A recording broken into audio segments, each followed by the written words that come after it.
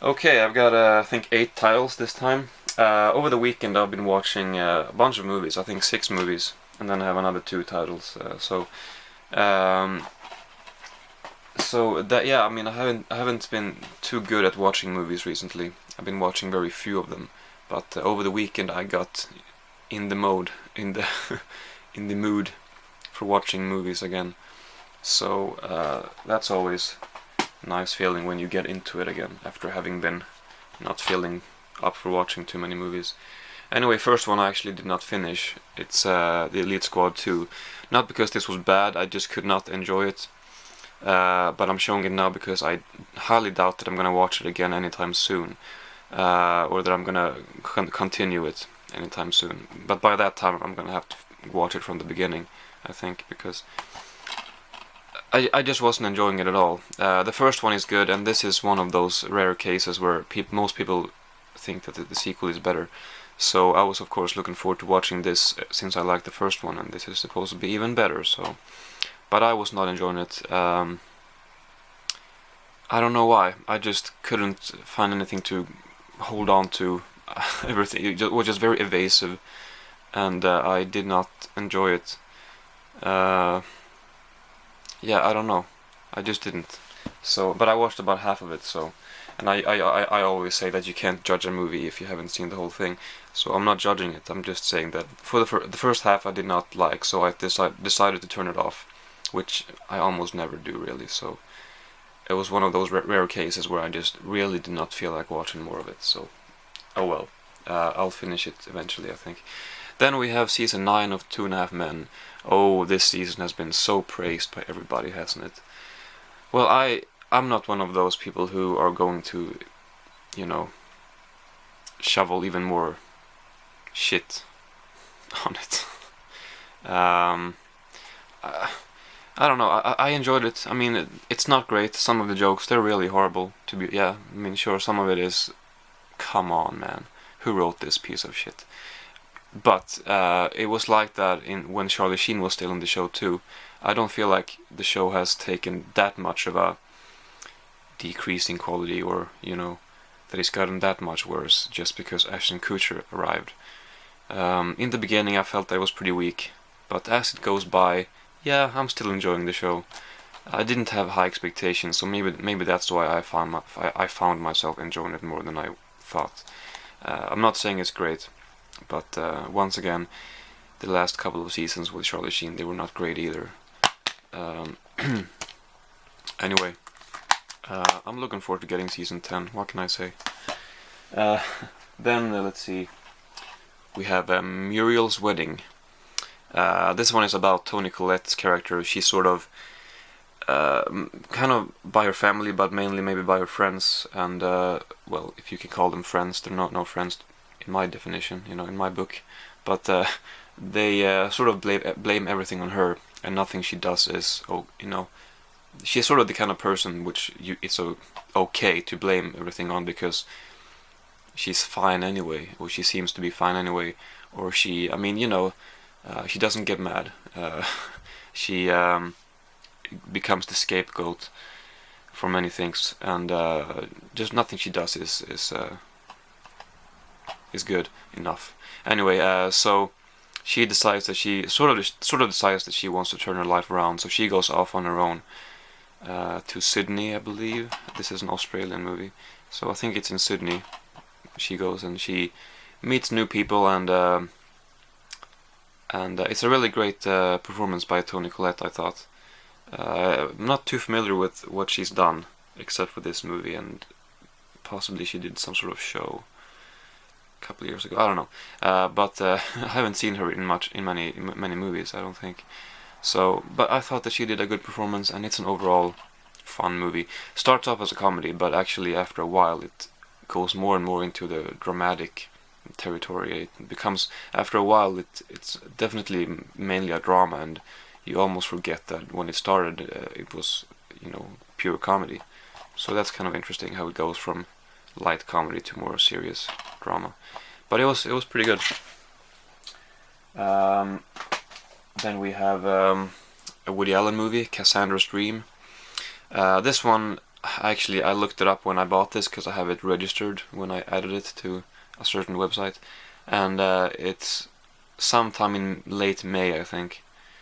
And so it took me a long time until I finally watched it. I mean, almost 10 months. I don't know why I didn't feel like watching it. Some movies you buy and you kind of feel like watching them, but then um, you just put them away and for some reason lose interest, and that's what happened with this one. So, but now I felt like watching it, and I enjoyed it all the way through. Well, pretty much, but I didn't feel like it was that great. It has an interesting plot, but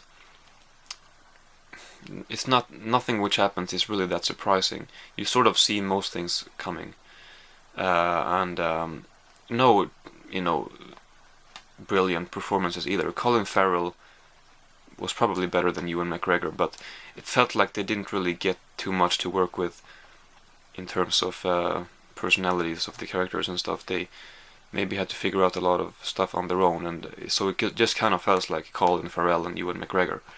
I don't know. That's what it felt like to me. But I enjoyed it, but I mean it's an untypical Woody Allen movie because it's like a crime movie, crime drama thriller-ish, and it's definitely not an in-your-face movie. It's fairly psychological to me, but still, it just didn't surprise me. It didn't. I don't know. One of those weaker Woody Allen movies, I guess. I've never seen a bad Woody Allen movie, but he has done a couple of fairly mediocre ones.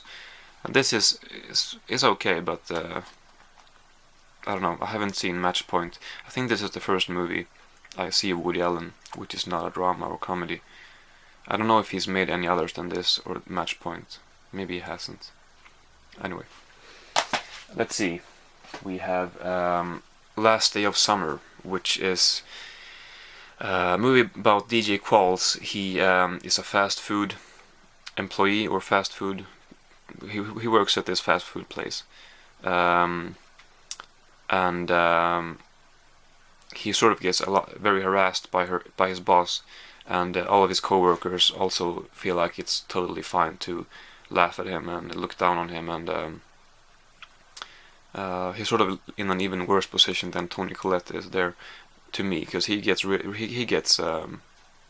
bullied a lot, and so one day he decides to he goes off buying a gun, and his intention is to shoot his boss, and when he is supposed to do that, he catches a glimpse of Nikki Reed's character, and he feels that they have a moment. So she walks out of the restaurant or the diner or fast food place, whatever, and he follows her and starts talking to her, and didn't we have a moment in there? And she's like, no, and totally rejects him, and I guess he feels let down, and well, he's a pretty unstable person too, so he kidnaps her, and I didn't like it. To me, this was not very good. Says here, strong acting by DJ Qualls and Nikki Reed. That's just a desperate quote in lack of anything. They're not very strong at all.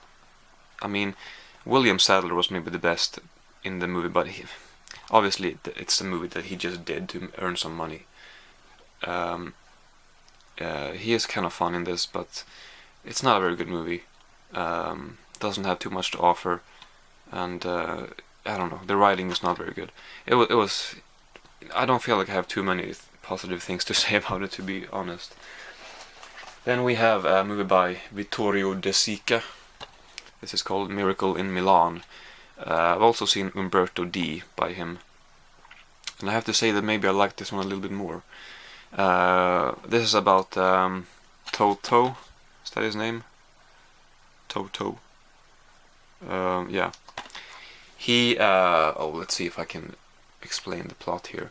He's grown up with a very loving grandmother, or he's abandoned as a baby, but he's found by a very sweet old lady who raises him for a few years before she dies, and then he for maybe the next decade or something, he lives in I don't know the word. Oh shit. Well, he lives in a place for orphans, basically. Orphanage, maybe it's a word. And then anyway, when he gets out, I don't know how old he is, but then he feels like, you know, he has very optimistic and a very optimistic view on life, and he expects everybody to be like that, but that is not the case really. Anyway, he ends up living at a sort of a homeless, outsider and homeless, very very very primitive um, sort of homes for homeless people that they've built themselves out of scraps of metal and debris and stuff. But since he has such enthusiasm still, he helps creating a bit of a shanty town out of this little homeless community, and he makes something out of it, and he makes people feel maybe a little better about themselves. He gives them still very primitive homes, but much better than before. And then other stuff happens too. I'm not going to go into everything, but yeah, this was really good to me. I definitely enjoyed this movie very much. I did not care for the ending very much. The movie is called Miracle in Milan, and there is a certain miracle happening, maybe two-thirds into the movie or something like that. And I didn't care too much about that. I didn't mind too much about that. But the last scene, what happens in the very ending, I don't know about that. I did not like that. But it's okay. A few things are not great, but overall, the visuals are so beautiful. It's so well shot, and you know, it's in black and white, and it's kind of smoky and foggy. And in one scene there's a train passing by, and it's just beautifully shot. And you know, this town, the cinematography, the look of the town, and you know, accompanied with the cinematography makes the movie look really good. And also it's basically a comedy, this movie, so not just a pure comedy, but it is a comedy in a sense. So there are a lot of funny scenes, almost like a few Chaplin-esque scenes, and some scenes which is just laugh out loud funny. To be honest, some scenes I laughed. You know, I didn't just giggle, but I laughed. So it's a funny movie, and just really fun, a lot of fun. Actually, this is one of the scenes where I laughed. Anyway, it's not just a fun movie. It definitely has a strong message, but essentially to me this is a comedy. But it's really good. I recommend checking this out. Then we have a movie called Waterworld with Kevin Costner. This is apparently the movie with the highest budget ever, until Titanic came along like 2 years later. And this movie is it's about the world is covered by water. I guess the ice caps has melted or something, and everything is covered by water. But obviously, if they melt, there's not going to be enough water to cover everything. But apparently, they don't really care about that here. So anyway, it doesn't matter either, because it's so cheesy that some errors, you know, they're almost just appreciated because it adds to the cheesiness factor. They're welcomed. Oh, come on in here. You, I mean, oh, never mind. But it's, yeah, I enjoyed it very much. It's not a great movie, but for what it is, it's a lot of fun. And just since everything is this is several hundred years in the future too, so it's a post-apocalyptic movie. So everything is very primitive. You know, they sail on sort of homemade boats, and they look very. I just love the look of them, and these sort of bases in the water, or you know, small societies which they have built on the water, and the action scenes in the beginning there, especially there's an action scene on that base. I just love that. So just the way it's just a great action scene. I mean, you know. So anyway, I have one title left to talk about, and I'm not going to be able to say much, but that's just as well, because I don't know what the hell to say about this. because it's pretty much my new favorite movie, and that says a lot because I rarely give movies 8 out of 10. I never give them 9 out of 10, and this is almost my new favorite movie, and it is 2001: A Space Odyssey. I've seen this before. I have it on DVD. I bought it 4 years ago maybe, and I liked it back then. I could only really appreciate the visuals because I didn't understand too much about the plot, what actually happened.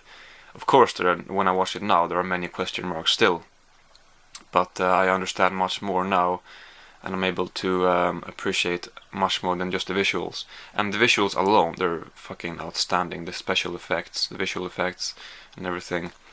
So I don't know what else to say about it. It's just an outstanding movie. Just made me feel, after I finished it, just didn't feel like I had watched a movie. And I've seen this before, so it almost makes it even more incredible. But it didn't feel like I had watched a movie. It just felt like I had lived through an experience. I mean, something else had happened. I hadn't seen a movie. I'd seen something much more than that. I don't know. I don't have more time now because the camera will cut off. But anyway, that's the update for this time. Thank you very much for watching. See you next time.